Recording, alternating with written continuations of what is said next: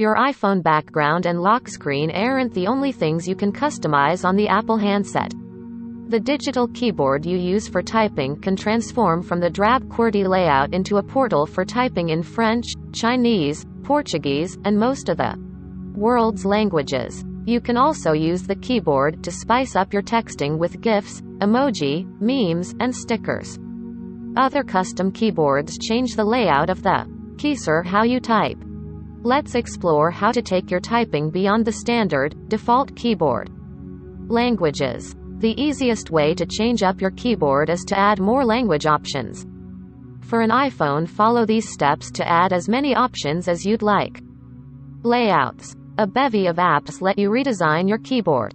Typewise arranges the keys into an easier-to-type honeycomb shape, while apps like Microsoft SwiftKey let you type by swiping from key to key, a feature iOS has since adopted, and use a different text prediction tool.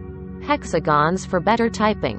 KeyPro gives you fonts and skins for a more colorful keyboard arrangement, as do other apps like iKeyboard and Kika Keyboard.